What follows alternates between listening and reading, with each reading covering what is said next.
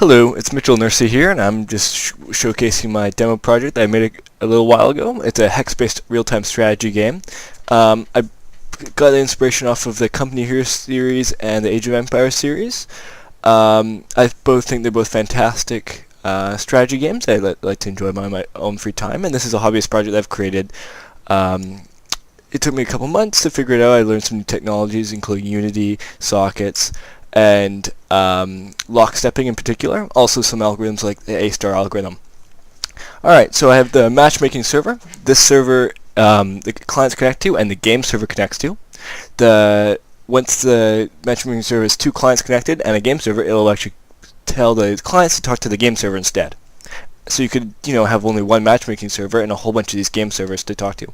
The game server, all it does is actually just transfers, is basically the middleman between all the clients, and just sends all the information straight to each game, right? So I have a larger game here, I have a smaller window here. Alright, since I'm just doing this locally, I need to connect the game server for this demonstration to the matchmaking server. So I'm going to type localhost, connect, should be connected. As this is a demonstration project, there is nothing saying that anything happened, but of course I would just take a couple of quick steps. This does say in very faded text, it says it's connected to the matchmaking server, and I'll do it with this other one as well. And once we hit play, it'll both launch them again. So you can move around the camera, and you can spawn units. You gain manpower over time. If you get to once you destroy the enemy base, the enemy loses and you win. And you can spawn, of course, the units, right? And important thing here is there's a big debug thing saying with the lock-saving term. This is to make sure both clients are on the same, basically same game step, and make sure there's no desynchronization. See, but when I move the screen around here, it pauses the game, pauses the lock-saving turn, and they don't desynchronize. So this makes sure that the two clients don't get out of sync, because that game server isn't actually doing anything. Everything that's being processed is being processed in the actual on the client side, right? So if I spawn a couple units here, it takes a couple turns, tells me what I'm doing. Have this debug there for our demonstration process. I can select my units and move them. Right? I can then close the window. And if I move over the screen, sorry, pause it, you can see the move over on this screen, there's red on this screen. And I can see what the enemy is doing. Alright, perfect. Synchronized. As enemy, I'm going to do something similar. And I'll move my units, which I can move over to the center. So I have created 3 infantry units. Right, so when they're selected, they turn green. Right. I'll move over to the other screen, and I will now try to attack those units. Also, I'm going to try to move one of my units somewhere else, so they split up. Right now, since they're on top of each other, they are controlled to one group. But here we are. Once they're in range, it shows that they're attacking. Right. Those got defeated. You can also spawn other units. So there's 3 units in the game. It's almost a rock, paper, scissors like game. So I'm going to spawn some artillery, which is good against, it's anti-tank guns, which are good against tanks. Very slow and very long range. And I also have the tank unit. This tank unit is medium speed, very good against infantry, but not very good against anti-tank weapons for obvious reasons. These buttons here are just for the demonstration. They don't actually do anything. Although later, if I was to continue this demonstration project, I would implement, the attack move, the regular move, cancel, and the back if there was multiple menus for going to different units or going to different production facilities. These different nodes up here, the blue-colored ones, if you put a unit on them, they then generate more manpower, as it says in the yellow text here. Every time you spawn a unit, it costs manpower. I'm unsure, I can't quite remember what each unit costs, but I think tanks are most expensive, infantry are cheap, and artillery is in the middle.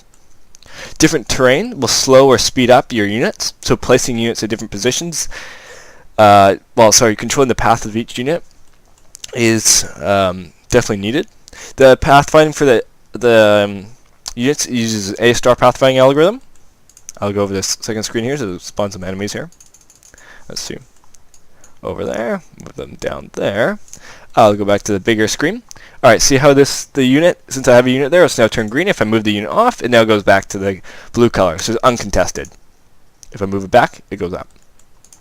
If, just as a test for the desynchronization, I will spawn plenty of units. Let's see how many I can get here. Not too many. Let's try on this screen, and let's move them around. And I also have, I can queue orders by holding shift as I click. Let's see, and there we go. Shift click the units around. So now they should follow that. These ones will go here. And I will shift click them around as well. There we are. Right? You can open and close the menus just by basically it shows you, if multiple units are on the same hex, it shows you exactly what units are there. And if there's multiple units on a hex, obviously shows, as you can see, sorry, not obviously, you can see it shows this symbol. There is a health bar as well. Let's see if I can get one open. His health is slowly dropping. And as a testing for the desynchronization here, we can see if we can get them on 2 different steps here, but they will resynchronize. Let's see if we can get this here. I'll open up that for demonstration. See, it remains in sync, right? None of the units are getting delayed or breaking or moving too far in advance. Like I said, you made this in Unity. I did not use any of the Unity physics. I did all the networking up myself. I went down to the very, I used sockets. Did some socket programming, which was kind of fun. I had done it before, but it pushed me further into understanding exactly how everything works. One of the big features of this demonstration project is the lockstepping and getting these things to synchronize. That was actually a little bit of an issue because I realized I couldn't use lots of technologies, built-in features from Unity that I was familiar with, because lots of them are non-deterministic. And when you're dealing with these, meaning, if you run the same thing twice or over and over again, you won't get the same result every single time. You might have very, very similar results, or to the human eye almost identical, but if you keep building them up over and over, it's going to cause a butterfly effect. That is unacceptable, right? We need to make sure everything is consistently synchronized across all clients in the game. And if a desynchronization does happen, then we need to be able to get back into his position where we can become synchronized again. If the enemy, on the game here, if the enemy is on a hex, on one of these capture points, it turns red. Each map is randomly generated at the start of the game.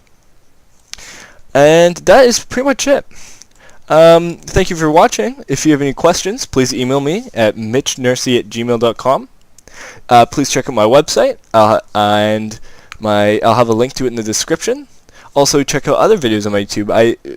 I have a demonstration project of a neural network I made. I made cars that go around the track. Thank you for watching, and have a good day.